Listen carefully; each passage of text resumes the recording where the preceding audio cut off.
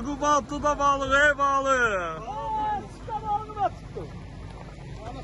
Al sarı balık. Oh. Get onu dileyle. Sarı balık. Vay vay vay vay vay maşallah. Sarı balık nedir ki? Bunun göğü var, bir de sarısı var. Ah. Yok Emoğlu sen tutabilirsenmiş ya. Yo, sen qara da olsa çörəyin olacaq. Atacağım bunu aslana. Axara. Bak benim saçını böyle çek. Bursa da aktardı hele. Yani göre fahane aktardı. Qubatlılar kef eləyir. Yaxşı tam uzun ben de